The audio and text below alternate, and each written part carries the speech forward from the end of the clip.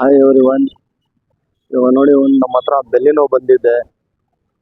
Base model delta ಗಾಡಿ, delta plus ಇರಲಿ, sigma ಇರಲಿ, ಬೆಲ್ಲಿನೋ ಈ ಗಾಡಿ ಹೊಸ ಗಾಡಿ ಬಂದಿದೆ. ಒಂದೇ ಒಂದು ಕೆಲಸ, ನೆಕ್ಸ್ಟ್ ಟೈಮ್ ಇವ್ರು ಬರ್ತಾರಂತ ಹೇಳಿದ್ದಾರೆ. ಇದಕ್ಕೆ ಬಂದ್ಬಿಟ್ಟು ಒಂದೇ ಒಂದು ಕೆಲಸ, ಕ್ರೂಸ್ ಕಂಟ್ರೋಲ್. ಒಂದು ಟೊಯೋಟಾ ಗ್ಲಾನ್ಸಾ ಬಂದಿದೆ, ಅದಕ್ಕೂ ತೋರಿಸ್ತೀನಿ. ಬಟ್ ಒಂದು ಶಾರ್ಟ್ ವಿಡಿಯೋ ಮಾಡೋಣ ಅಂತ ಮಾಡ್ತಾರೆ. ಇದು ಬಂದ್ಬಿಟ್ಟು ಬೆಲ್ಲಿನೋ ಒಂದು ಗಾಡಿ. ಏನು ಕೆಲಸ ಅಂದರೆ ಕ್ರೂಸ್ ಕಂಟ್ರೋಲ್ಗೆ. ಒಂದು ಟೊಯೋಟಾ ಗ್ಲಾನ್ಸಾ ಅಲ್ಲಿ ನಿಲ್ಸಿದೆ, ಅದಕ್ಕೂ ಕ್ರೂಸ್ ಕಂಟ್ರೋಲ್ ಆಗ್ತಾ ಇದೀನಿ. ಒಂದು ಅಟ್ಟಿಕಾ ಈ ಗಾಡಿಗೂ ಪ್ರೊಸೆಸಿಂಗ್ ನಡೀತಾ ಇದೆ. ಕ್ರೂಸ್ ಕಂಟ್ರೋಲು, ಸನ್ ಕ್ಲೀಮ್ ಎಲ್ಲ ಅದನ್ನು ನೆಕ್ಸ್ಟ್ ವಿಡಿಯೋನಲ್ಲಿ ಬರ್ತದೆ. ಇದು ಒಂದು ಗಾಡಿ ತೋರಿಸ್ತೀನಿ, ನೋಡ್ಬೋದು. ಬೆಲ್ಲಿನೋನಲ್ಲಿ ನಿಮಗೆ ಡೆಲ್ಟಾ ಸಿಗ್ಮಾನಲ್ಲಿ ಏನಾಗುತ್ತೆ ಅಂದರೆ, ಡೆಲ್ಟಾ ಪ್ಲಸ್ನಲ್ಲಿ ಈ ಥರ ಒಂದು ಕ್ಯಾಪ್ ಬಂದಿರ್ತದೆ, ಈ ಸೈಡ್ ಬಟನ್ ಬಂದಿರ್ತದೆ.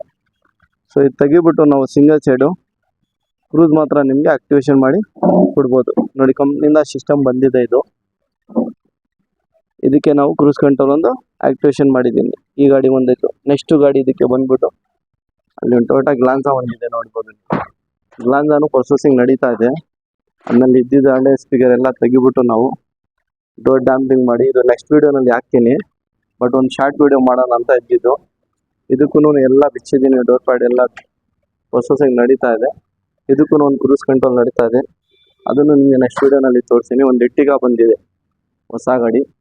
ಇದಕ್ಕೂ ನೋಡಿ, ಇದನ್ನಲ್ಲಿನೂ ಕ್ರೂಸ್ ಕಂಟ್ರೋಲ್ ಇಲ್ಲ, ಮ್ಯಾನುವಲ್ ಗಾಡಿ. ಇದಕ್ಕೂ ನಾವು ಕ್ರೂಸ್ ಕಂಟ್ರೋಲ್ ಇನ್ಸ್ಟಾಲೇಷನ್ ವಿತ್ ಸನ್ ಕ್ಲೀಮ್ ಮಾಡ್ತಾ ಇದ್ದೀವಿ. ಸೊ ಅಟ್ ಎ ಟೈಮ್ ನಮ್ಮ ಹತ್ರ 3 ಗಾಡಿನೂ ಒಂದೇ ಕೆಲಸಕ್ಕೆ ಬಂದಿದೆ. ಏನಂದರೆ, ಒಂದು ಬೆಲ್ಲಿನೋ, ಒಂದು ಅಟ್ಟಿಕಾ, ಒಂದು ಟೊಯೋಟಾ ಗ್ಲಾನ್ಸಾ.